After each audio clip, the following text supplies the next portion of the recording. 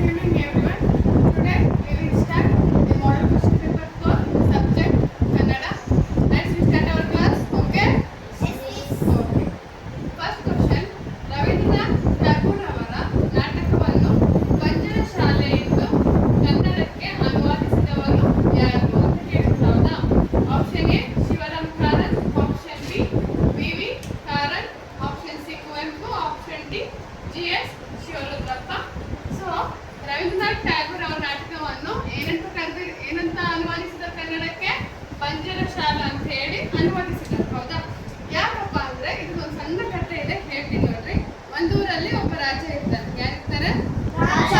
ಆ ರಾಜ ಏನಂತ ಹೇಳ್ತಾನೆ ಸೈನಿಕರಿಗೆ, ನಾವು ಒಂದು ಗಿಳಿ ತಂದು ಆ ಗಿಳಿಗೆ ಶಿಕ್ಷಣವನ್ನ ಕೊಡ್ಬೇಕು ಅಂತ ಹೇಳಿ ಹೇಳ್ತಾನೆ ರಾಜ. ಸೊ ಹಂಗಾಗಿ ಸೈನಿಕರೆಲ್ಲ ಏನ್ ಮಾಡ್ತಾರಪ್ಪ ಅಂದ್ರೆ ಹೋಗ್ತಾರೆ, ಗಿಳಿನ ತರ್ತಾರೆ, ಅದಕ್ಕೊಂದು ಪಂಜರ ಮಾಡ್ತಾರೆ. ಪಂಜರದಲ್ಲಿ ಏನ್ ಮಾಡ್ತಾರೆ, ಗಿಳಿನ ಬಿಟ್ಟು ಅದಕ್ಕೆ ದಿನಾಲು ಏನ್ ಮಾಡ್ತಾರೆ, ಪಾಠವನ್ನ ಬೋಧನೆ ಮಾಡ್ಕೊಂತ ಹೋಗ್ತಾರೆ. ಹೌದಾ? ಅದು ಗಿಳಿಗೆ ಏನಾಗುತ್ತಪ್ಪ ಅಂದ್ರೆ ಬಲವಂತವಾಗಿ ಬೇಜಾರಾಗಿತ್ತು, ಅದಕ್ಕೆಲ್ಲ ಫ್ರೀಡಮ್ ಆಗಿ ಹೊರಗಡೆ ಹಾರಾಡ್ತಿತ್ತು. ಹೌದಾ? ಸೊ ಅದು ಪಂಚಮದಲ್ಲಿ ಹಾಕಿದ ತಕ್ಷಣ ಏನಾಯ್ತು, ಅದಕ್ಕೆ ಒಂಥರ ಗುಹೆಯಲ್ಲಿ ಹಾಕಿದ ತರ ಆಯ್ತು. ಹೌದಲ್ವಾ? ಸೊ ಹಂಗಾಗಿ ಅದಕ್ಕೆ ಬಲವಂತವಾಗಿ ವಿದ್ಯೆ ಕೊಡ್ತಾರ, ಅದಕ್ಕೂ ಅನಿವಾರ್ಯ ಬಲವಂತವಾಗಿ ಅದೇನ್ ಮಾಡ್ತಿತ್ತು, ಪಾಠವನ್ನ ಕಲಿತಿತ್ತು. ಸೊ ಇದರಿಂದ ಏನ್ ಅರ್ಥ ಆಯ್ತಪ್ಪ ಅಂದ್ರೆ, ಅವರು ಈ ಕವಿ ಏನಂತ ಹೇಳ್ತಾರಪ್ಪ ಅಂದ್ರೆ, ಅವ್ರು ಯಾರ ಹೆಸರು ಐಡೆಂಟಿಫೈ ಮಾಡ್ರಿ. ಅವ್ರಿಗೆ ಇವ್ರು ಏನಂತ ಹೇಳ್ತಾರಪ್ಪ ಅಂದ್ರೆ, ಇದು ಥೀಮ್ ಏನಪ್ಪಾ ಅಂತ ಅಂದ್ರೆ, ಕಲಿಕೆ ಎಂಬುದು ಏನಾಗಿರ್ಬಾರ್ದು ಕಲಿಕೆ ಎಂಬುದು ಫುಲ್ ಅಂದ್ರೆ ಬಲವಂತವಾಗಿ ಕಲಿಕೆ ಆಗಿರ್ಬಾರ್ದು. ಹೌದಿಲ್ಲ? ಕಲಿಕೆ ಅನ್ನೋದು ಬಾ ಓದು ಅಂತ ಹೇಳಿ ಕಲಿಬಾರ್ದು, ಸ್ವತಂತ್ರವಾಗಿ ಕಲಿಬೇಕು. ಅದರಿಂದ ಅನುಭವ ನಾವೆಷ್ಟು ಪಡ್ಕೊತೀವಿ ಅಷ್ಟು ನಾವೇನಾಗ್ತೀವಿ, ಯಶಸ್ಸನ್ನ ಕಾಣ್ತೀವಿ ಜೀವನದಲ್ಲಿ. ಸೊ ಇದನ್ನ ಯಾರು ಕನ್ನಡಕ್ಕೆ ಅನುವಾದಿಸಿದಾರಪ್ಪ ಅಂದ್ರೆ V V Karanth. Okay, V V Karanth ಇವ್ರು ಏನ್ ಮಾಡ್ತಾರಪ್ಪ ಅಂದ್ರೆ ರವೀಂದ್ರನಾಥ್ ಠಾಗೂರ್ ಅವರ ನಾಟಕವನ್ನು ಪಂಜರ ಶಾಲೆ ಅಂತ ಹೇಳಿ ಕನ್ನಡಕ್ಕೆ ಅನುವಾದಿಸ್ತಾರೆ. ಓಕೆನಾ? Question number 2. ಈ ಕೆಳಗಿನವುಗಳಲ್ಲಿ ಸರಿಯಾದ ಮತ್ತು ಅರ್ಥಗರ್ಭಿತ ವಾಕ್ಯ. ಓಕೆ. ಎ ಶ್ಯಾಮನು ಊರಿಗೆ ಹೋದನು, ಬಿ ಶ್ಯಾಮನು ಊರಿಗೆ ಹೋದನು, ಆಪ್ಷನ್ ಸಿ ಸಾಮನು ಊರಿಗೆ ಹೋದನು, ಆಪ್ಷನ್ ಡಿ ಶ್ಯಾಮನು ಊರಿಗೆ ಹೋದನು. ಈ ತರ ಇದೆ. ಹೌದಾ? ಇದರಲ್ಲಿ ಸರಿಯಾಗಿರ್ತಕ್ಕಂಥ ವಾಕ್ಯ ಯಾವುದು? ಆಪ್ಷನ್ ಬಿ ಶ್ಯಾಮನು ಊರಿಗೆ ಹೋದನು ಅನ್ಬೇಕು. ಹೌದಾ? ಹೋದನು ಅಂತೀವ, ಹೋದನು ಅಂತೀವ ನಾವು? Very good. ಆಪ್ಷನ್ ಬಿ ಶ್ಯಾಮನು ಊರಿಗೆ ಹೋದನು. ಮೂರನೆಯ ಪ್ರಶ್ನೆ. ನದಿಯು ಜೋರಾಗಿ ಹರಿಯುತ್ತದೆ. ಈ ವಾಕ್ಯದಲ್ಲಿರುವ ನಾಮಪದ ಏನಿದೆ? ಸೆಂಟೆನ್ಸು ನದಿಯು ಜೋರಾಗಿ ಹರಿಯುತ್ತದೆ. ಇದರಲ್ಲಿ ನಾಮಪದ ಯಾವುದು? ಆಪ್ಷನ್ ಎ ನದಿ. ಯಾಕಪ್ಪ ಅಂದ್ರೆ ವಸ್ತು ಅಥವಾ ಜಾಗದ ಹೆಸರನ್ನು ನಾವು ಸೂಚನೆ ಮಾಡುವುದಕ್ಕೆ ನಾಮಪದ ಅಂತ ಹೇಳಿ ಕರಿತೀವಿ. ಓಕೆ, ಇದಕ್ಕೆ ಸರಿಯಾದ ಉತ್ತರ ಯಾವ್ದಪ್ಪ ಅಂದ್ರೆ ಆಪ್ಷನ್ ಎ ನದಿ ಸರಿಯಾದ ಉತ್ತರ. ನಾಲ್ಕನೆಯ ಪ್ರಶ್ನೆ. ಮಕ್ಕಳ ಕೈಯಲ್ಲಿ ಗೊಂಬೆಗಳಿಗೆ ಜೀವ ಬರುತ್ತದೆ. ಕೈಯಲ್ಲಿ ಎಂಬುದು ಸಪ್ತಮಿ ವಿಭಕ್ತಿ, ದ್ವಿತೀಯ ವಿಭಕ್ತಿ, ಚತುರ್ಥ ವಿಭಕ್ತಿ, ಷಷ್ಠಿ ವಿಭಕ್ತಿ. ಸೊ ಕೈಯಲ್ಲಿ ಎಂಬುದು ನಾವು ಯಾವ್ದಕ್ಕೆ ಉತ್ತರ ಯಾವ್ದು ಅಂತ ಹೇಳ್ತೀವಿ? ಆಪ್ಷನ್ ಎ ಸಪ್ತಮಿ ವಿಭಕ್ತಿ ಅಂತ ಹೇಳಿ ಕರಿತೀವಿ. ಸೊ ಸರಿಯಾದ ಉತ್ತರ ಆಪ್ಷನ್ ಎ. Question number 5. ಕಾಲಕ್ಕೆದುರು. ಈ ಪಡೆನುಡಿಯ ಅರ್ಥ: ಎ ಬಲ ಪ್ರದರ್ಶಿಸು, ಬಿ ಸಿಟ್ಟಾಗು, ಸಿ ದ್ವೇಷ ಮಾಡು, ಆಪ್ಷನ್ ಡಿ ಜಗಳ ತೆಗೆ ಅಂತ ಇದೆ. ಹೌದಾ? ಕಾಲಕ್ಕೆದುರು ಅಂದ್ರೆ ಏನು? ಬಲ ಪ್ರದರ್ಶನ ಮಾಡ್ತಾರಾ? ಮತ್ತೆ ಸಿಟ್ಟಾಗ್ತಾರಾ? ಮತ್ತೆ ಜಗಳ ತೆಗೆ. ಹೌದಾ? ಆಪ್ಷನ್ ಡಿ ಜಗಳ ತೆಗೆ.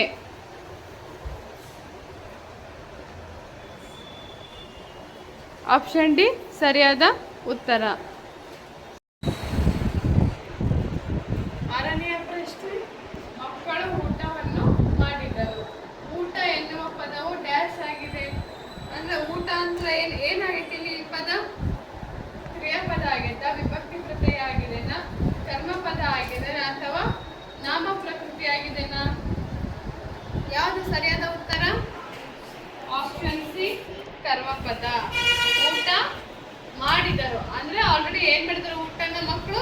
ಮಾಡಿ ಮುಗಿಸ್ಬಿಟ್ಟಿದ್ದಾರೆ. ಹೌದಾ? ಸೊ ಹಂಗಾಗಿ ಊಟ ಅನ್ನೋ ಪದ ಏನಾಗುತ್ತೆ ಇಲ್ಲಿ? ಕರ್ಮ ಪದ. ಊಟ ಅಂದ್ರೆ ಕರ್ಮ. ಕರ್ಮ ಅಂದ್ರೆ ಏನು? ಊಟ. ಅಷ್ಟೇ ಆನ್ಸರ್. 7ನೇ ಪ್ರಶ್ನೆ, ಕೆಳಗಿನವುಗಳಲ್ಲಿ ಅನುನಾಸಿಕ ಯಾವುದು? ಎ ಭ, ಬಿ ನ, ಸಿ ಹ, ಡಿ ಥ. ಅನುನಾಸಿಕ ಅಂದ್ರೆ ಮೂಗಿಂದ ಉಚ್ಚಾರಣೆ ಮಾಡ್ತಕ್ಕಂಥದ್ದು ಅನುನಾಸಿಕ ಅಂತ ಹೇಳಿ ಕರಿತೀವಿ. ಹೌದಾ? ಸೊ ಇದಕ್ಕೆ ಸರಿಯಾದ ಉತ್ತರ ಯಾವ್ದಪ್ಪ ಅಂದ್ರೆ ಆಪ್ಷನ್ ಬಿ ನ. ಇದಕ್ಕೆ ಸರಿಯಾದ ಉತ್ತರ. 8ನೇ ಪ್ರಶ್ನೆ, ನೀರು ಎಷ್ಟೊಂದು ಕೊಳಕಾಗಿದೆ ನದಿಯ? ಸೊ ಇಲ್ಲಿ ಏನ್ ಮಾಡ್ಬೇಕು ನಾವು? ವಾಕ್ಯ ತಪ್ಪು ಕೊಟ್ಟಿದ್ದಾರೆ. ನಾವೇನ್ ಮಾಡ್ಬೇಕು? ವಾಕ್ಯನ ಸರಿಪಡಿಸಿ ಬರಬೇಕು. ಹೌದಾ? ಸೊ ಆಪ್ಷನ್ ಎ ಎಷ್ಟೊಂದು ನೀರು ಕೊಳಕಾಗಿದೆ ನದಿಯ. ಆಪ್ಷನ್ ಬಿ ನೀರು ನದಿಯ ಎಷ್ಟೊಂದು ಕೊಳಕಾಗಿದೆ. ಆಪ್ಷನ್ ಸಿ ನದಿಯ ನೀರು ಎಷ್ಟೊಂದು ಕೊಳಕಾಗಿದೆ. ಆಪ್ಷನ್ ಡಿ ಕೊಳಕಾಗಿದೆ ನದಿಯ ಎಷ್ಟೊಂದು ನೀರು ಅಂತ ಇದೆ ಅಲ್ವಾ? ಸೊ ಇದಕ್ಕೆ ಸರಿಯಾದ ಉತ್ತರ ಯಾವ್ದಪ್ಪ ಅಂದ್ರೆ ಆಪ್ಷನ್ ಸಿ ನದಿಯ ನೀರು ಎಷ್ಟೊಂದು ಕೊಳಕಾಗಿದೆ. ಅನುಶ್ರುತಿಕಕ್ಕೆ ಯಾವುದು? ನದಿಯ ನೀರು ಎಷ್ಟೊಂದು ಕೊಳಕಾಗಿದೆ. ಆಪ್ಷನ್ ಸಿ ಸರಿಯಾದ ಉತ್ತರ. 9ನೇ ಪ್ರಶ್ನೆ, ರಮೇಶನು ಉಮೇಶನನ್ನು ಮದುವೆಗೆ ಆಹ್ವಾನಿಸಿದ್ದನು. ಇಲ್ಲಿ ಆಹ್ವಾನಿಸಿದ್ದನು ಎಂಬುದು ಯಾವ ಕಾಲ ಅಂತ ಕೇಳಿದ್ದಾರೆ? ಭವಿಷ್ಯತ್ ಕಾಲನ, ಭೂತಕಾಲನ, ವರ್ತಮಾನ ಕಾಲನ ಅಥವಾ ಹಿಂದಿನ ಕಾಲನ? ಇದು ಸರಿಯಾದ ಉತ್ತರ ಯಾವುದು? ಆಪ್ಷನ್ ಬಿ ಭೂತಕಾಲ. ಆಪ್ಷನ್ ಬಿ ಭೂತಕಾಲ ಇದಕ್ಕೆ ಸರಿಯಾದ ಉತ್ತರ. ಓಕೆನಾ? 10ನೇ ಪ್ರಶ್ನೆ, ಅಡ್ಡ ಹಾದಿ ಹಿಡಿ. ಈ ಪಡೆನುಡಿಯ ಅರ್ಥ? ಆಪ್ಷನ್ ಎ ರೀತಿ ಬಿಟ್ಟು ನಡೆ. ಆಪ್ಷನ್ ಬಿ ಬೇರೆ ದಾರಿಯಲ್ಲಿ ನಡೆ. ಆಪ್ಷನ್ ಸಿ ಹತ್ತಿರದ ಹಾದಿ ಹಿಡಿ. ಆಪ್ಷನ್ ಡಿ ಮೋಸ ಹೋಗು. ಇದಕ್ಕೆ ಸರಿಯಾದ ಉತ್ತರ ನಮ್ಮ ವಿದ್ಯಾರ್ಥಿನಿ ಹಾಕ್ತಾರೆ. ಯಾವುದು? ಆಪ್ಷನ್ ಎ ರೀತಿ ಬಿಟ್ಟು ನಡೆ. Very good. ಆಪ್ಷನ್ ಎ ರೀತಿ ಬಿಟ್ಟು ನಡೆ ಇದು ಸರಿಯಾದ ಉತ್ತರ. 11ನೇ ಪ್ರಶ್ನೆ, ಗುಂಪಿಗೆ ಸೇರದ ಪದ ಬರೆಯಿರಿ. ಆಪ್ಷನ್ ಎ ಹುಲಿ. ಆಪ್ಷನ್ ಬಿ ಸಿಂಹ. ಆಪ್ಷನ್ ಸಿ ಮೇಕೆ. ಆಪ್ಷನ್ ಡಿ ಚಿರತೆ. ಇದಕ್ಕೆ ಸರಿಯಾದ ಉತ್ತರ ಯಾವುದು? ಆಪ್ಷನ್ ಸಿ ಮೇಕೆ. ಯಾಕಪ್ಪ ಅಂದ್ರೆ ಆಪ್ಷನ್ ಸಿ ಮೇಕೆ ಎಲ್ಲಿರುತ್ತೆ? ನಾಡಲ್ಲಿ. ನಾಡಲ್ಲಿ. ಹೌದಲ್ವಾ? ಇವು 3 ಕಾಡಲ್ಲಿ ಇರುತ್ತದೆ.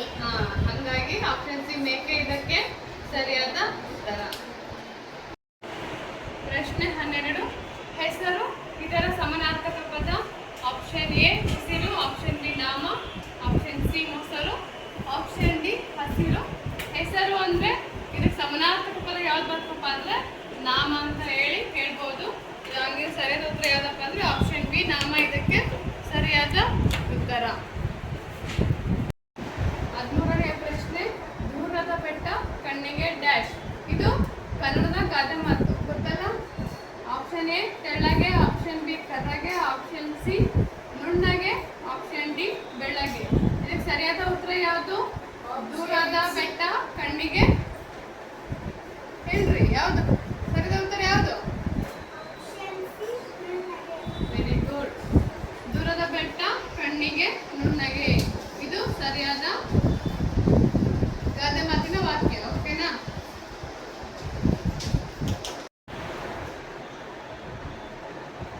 14ನೇ ಪ್ರಶ್ನೆ, ರಕ್ಷಕ ದೊರೆ ತೋಟದ ಹಣ್ಣು ತಿನ್ನುತ್ತೀನಿ. ಈ ವಾಕ್ಯದಲ್ಲಿರುವ ಲೇಖನ ಚಿಹ್ನೆಯು ಅಂತ ಕೊಟ್ಟಿದ್ದಾರೆ. ಕನ್ಫ್ಯೂಸ್ ಆಗಿ ಹೋಗ್ಬೇಡ್ರಿ. ಇಲ್ಲಿ 2 ಚಿಹ್ನೆ ಕೊಟ್ಟಿದ್ದಾರೆ. ಇದು ಒಂದು, ಇದು ಒಂದು. ಇದು ಅಲ್ಲ. ಆಕ್ಚುಲಿ ಹೇಳ್ಬೇಕಂದ್ರೆ ಇದು ಅಲ್ಲ. ಕನ್ಫ್ಯೂಷನ್ ಆಗೋದು ಯಾವುದು? ಈ ಚಿಹ್ನೆ. ಇದು ಯಾವ ಚಿಹ್ನೆ ಅಂತ ನಾವು ಕಂಡುಹಿಡಬೇಕು. ಆಪ್ಷನ್ಸ್: ವಿವರಣ ಚಿಹ್ನೆ, ಪೂರ್ಣ ವಿರಾಮ ಚಿಹ್ನೆ, ಆವರಣ ಚಿಹ್ನೆ, ಭಾವಸೂಚಕ ಚಿಹ್ನೆ ಅಂತ ಕೊಟ್ಟಿದ್ರು. ಹೌದಾ? ಓದ್ ಕ್ಲಾಸಲ್ಲಿ ಇದೇ ತರ ಒಂದು ಕ್ವಶನ್ಸ್ ಕೊಟ್ಟಿದ್ರು. ಬಟ್ ಏನ್ ಮಾಡಿದ್ರಪ್ಪ ಅಂದ್ರೆ ಅವರು ಚಿಹ್ನೆಗಳನ್ನ ಕೊಟ್ಟಿದ್ರು. ಈ ತರ ಚಿಹ್ನೆಗಳನ್ನ ಕೊಟ್ಟಿದ್ರು. ನಾವು ಅದ್ ಯಾವ ಚಿಹ್ನೆ ಅಂತ ಕಂಡಿದ್ವಿ. ಬಟ್ ಇವಾಗ ಏನ್ ಕೊಟ್ಟಿದ್ದಾರೆ? ಅವ್ರ ಹೆಸರು ಕೊಟ್ಟಿದ್ದಾರೆ. ಬಟ್ ನಾವು ಈ ಚಿಹ್ನೆ ಯಾವ ಹೆಸರು ಅಂತ ಹೇಳಿ ನಾವು ಕಂಡುಹಿಡಬೇಕು. ಹೌದಾ? ಈ ಕ್ವಶನ್ ಅಲ್ಲಿ. ಸೊ ಪೂರ್ಣ ವಿರಾಮ ಚಿಹ್ನೆ ಅಂದ್ರೆ ಫುಲ್ ಸ್ಟಾಪ್ ಅಂತ ಹೇಳಿ ಕರಿತೀವಿ. ಹೌದಾ? ಆವರಣ ಚಿಹ್ನೆ ಬರೋದಿಲ್ಲ, ಬ್ರಾಕೆಟ್. ಭಾವಸೂಚಕ ಅಂದ್ರೆ ಆಶ್ಚರ್ಯ ವ್ಯಕ್ತಪಡಿಸ್ತೀವಲ್ಲ ಅವಾಗ ಬರ್ತಕ್ಕಂಥ ಭಾವಸೂಚಕ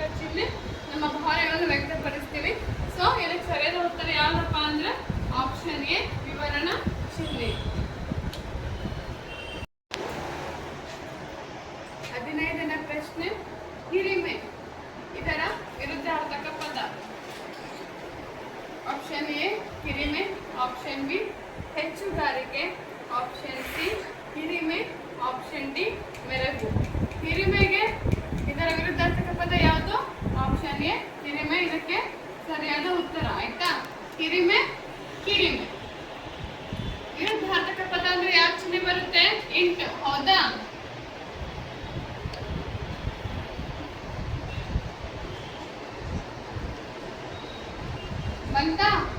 ಇಲ್ಲಿ ವಿರುದ್ಧಾರ್ಥಕ ಪದ ಸಿಕ್ತಾ? ಹಂಗೆ ನಾ ಒಂದು ಉದಾಹರಣೆ ಕೇಳ ನಿಮಗೆ. ದೊಡ್ಡದು, ಉದ್ದ, ಅಗಲ, ಉದ್ದ, ಸಣ್ಣ, ಹೌದಲ್ವಾ? ಕಪ್ಪು, ಬಿಳಿ, ಹೌದಲ್ವಾ? ಈ ತರ ವಿರುದ್ಧಾರ್ಥಕ ಪದ ಗೊತ್ತಲ್ಲ. ಸೊ ಹಂಗೆ ಹಿರಿಮೆ ಯಾವ್ದು ಬರ್ತತಿ? ಹಿರಿಮೆಗೆ ವಿರುದ್ಧಾರ್ಥಕ ಪದ ಯಾವ್ದು ಬರ್ತತಿ? ಹಿರಿಮೆ. Very good. ಪ್ರಶ್ನೆ 16.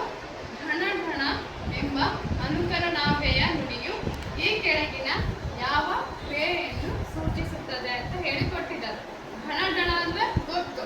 ಢಣ ಢಣ ಗಂಟೆ ಬಾರಿಸುತ್ತದೆ ಸ್ಕೂಲಲ್ಲಿ ಅಂತ ಹೇಳ್ತೀವಿ, ಹೌದಾ? ಸೊ ಆಪ್ಷನ್ಸ್ ನೋಡೋಣ.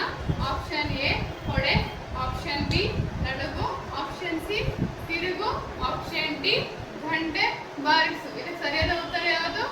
ಆಪ್ಷನ್ ಡಿ ಗಂಟೆ ಬಾರಿಸು. ಆಪ್ಷನ್ ಡಿ ಗಂಟೆ ಬಾರಿಸು ಇದಕ್ಕೆ ಸರಿಯಾದ ಉತ್ತರ. 17ರ ಪ್ರಶ್ನೆ. ದೂರದರ್ಶನ ಪದದಲ್ಲಿ ಸಂಯುಕ್ತಾಕ್ಷರ ಯಾವುದು ಅಂತ ಹೇಳಿ ಕೇಳಿದ್ದಾರೆ, ಹೌದಾ? ಈ ಪದ, ಹೌದಾ? ಈ ಪದ ಕೊಟ್ಟಿದ್ದಾರೆ, ಇದನ್ನ ಇಲ್ಲಿ ಆಪ್ಷನ್ಸ್ ಅಲ್ಲಿ ಸ್ಪ್ಲಿಟ್ ಮಾಡಿ ಬರ್ತಿದ್ದಾರೆ. ಸೊ ಆಪ್ಷನ್ ಎ ದೂರ ದ ಶ ನ ಅಂತ ಹೇಳಿ ಕೊಟ್ಟಿದ್ದಾರೆ. ಇದರಲ್ಲಿ ಸಂಯುಕ್ತಾಕ್ಷರ ಯಾವ್ದು ಬರುತ್ತಪ್ಪ ಅಂದ್ರೆ ಆಪ್ಷನ್ ಸಿ ಶ. ಶ, ಹೌದಲ್ವಾ? ಇದಕ್ಕೆ ಎದಕ್ಕಪ್ಪ ಅಂದ್ರೆ ಇದಕ್ಕೆ ಒತ್ತಕ್ಷರ ಬರುತ್ತೆ, ಹೌದಿಲ್ಲ? ದೀರ್ಘಾಕ್ಷರ ಬರುತ್ತಿಲ್ಲ. ಸೊ ಹಂಗಾಗಿ ಆಪ್ಷನ್ ಸಿ ಸರಿಯಾದ ಉತ್ತರ. 18ನೆಯ ಪ್ರಶ್ನೆ. ಹೆಂಗಸರು, ಗಂಡಸರು, ಮಕ್ಕಳು, ಬಿಂದಿಗೆಗಳು ಇದರಲ್ಲಿರುವ ನಪುಂಸಕಲಿಂಗ. ಹೆಂಗಸರು ಅಂದ್ರೆ ಹೆಣ್ಮಕ್ಳು, ಹೌದಾ? ಗಂಡಸರು ಅಂದ್ರೂ ಕಂಡಿರ್ತೀವಿ ಗಂಡು ಮಕ್ಕಳು. ಇದು ಪುಲ್ಲಿಂಗ, ಇದು ಸ್ತ್ರೀಲಿಂಗ. ಮಕ್ಕಳಲ್ಲಿ ಕೂಡ ನಾವು ಲಿಂಗಗಳನ್ನ ಕಂಡಿಡ್ತೀವಿ. ಸೊ ಬಿಂದಿಗೆ ಯಾವ ಲಿಂಗ ಬರ್ತೈತಿ? ನಪುಂಸಕಲಿಂಗ. ಇಲ್ಲಿ ಕೊಟ್ಟಿದ್ರೆ ಆಪ್ಷನ್ಸ್ ಅಲ್ಲಿ ಬಿಂದಿಗೆಗಳು ಹೆಂಗಸರು, ಗಂಡಸರು, ಮಕ್ಕಳು ಅಂತ. ಸೊ ಇವನ್ನೆಲ್ಲ ನಾವು ಈಸಿಯಾಗಿ ಐಡೆಂಟಿಫೈ ಮಾಡ್ತೀವಿ. ಇಲ್ಲಿ ನಪುಂಸಕಲಿಂಗಕ್ಕೆ ಸರಿಯಾಗಿರ್ತಕ್ಕಂಥ ಉದಾಹರಣೆ ಯಾವ್ದಪ್ಪ ಅಂದ್ರೆ ಆಪ್ಷನ್ ಎ ಬಿಂದಿಗೆಗಳು ಇದಕ್ಕೆ ಸರಿಯಾದ ಉತ್ತರ. 19ನೆಯ ಪ್ರಶ್ನೆ. ಮಡಿಸಿದರೆ ಮೊಗ್ಗು, ಬಿಡಿಸಿದರೆ ಹೂವು, ಆದರೂ ಪರಿಮಳವಿಲ್ಲ, ನಾನ್ಯಾರು? ಆಪ್ಷನ್ ಎ ಗುಲಾಬಿ, ಆಪ್ಷನ್ ಬಿ ದುಂಡು ಮಲ್ಲಿಗೆ, ಆಪ್ಷನ್ ಸಿ ಲಂಗ, ಆಪ್ಷನ್ ಡಿ ಛತ್ರಿ. ಇದಕ್ಕೆ ಯಾವ ಸರಿಯಾದ ಉತ್ತರ? ಆಪ್ಷನ್ ಡಿ ಛತ್ರಿ. Very good. ಆಪ್ಷನ್ ಡಿ ಛತ್ರಿ ಇದಕ್ಕೆ ಸರಿಯಾದ ಉತ್ತರ.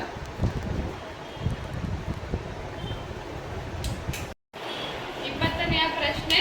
ಪೂಜ್ಯ ಎನ್ನುವ ಸಂಬೋಧನೆಯನ್ನು ಬಳಸುವುದು ಎ ಹಿರಿಯರಿಗೆ, ಬಿ ಕಿರಿಯರಿಗೆ, ಸಿ ಗಂಡಸರಿಗೆ, ಡಿ ಹೆಂಗಸರಿಗೆ.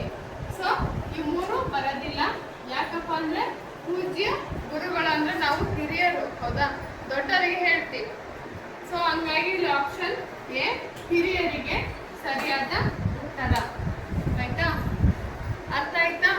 ಸೊ ಇವತ್ತಿನ ಕನ್ನಡ ಮಾದರಿ ಪ್ರಶ್ನೆ ಪತ್ರಿಕೆ 20 ಪ್ರಶ್ನೆಗಳು ಇವತ್ತಿಗೆ ಕಂಪ್ಲೀಟ್ ಆಯಿತು. ಮತ್ತೆ ನಾಳೆ ನಾವು ಯಾವ್ದು ಸ್ಟಾರ್ಟ್ ಮಾಡ್ತೀವಪ್ಪ ಅಂದರೆ English model question paper 4 start ಮಾಡ್ತೀವಿ. ಸೊ ಇವತ್ತಿನ ಕ್ಲಾಸ್ ಅರ್ಥ ಆಗೈತೆ ಅನ್ಕೊತೀನಿ. Thank you.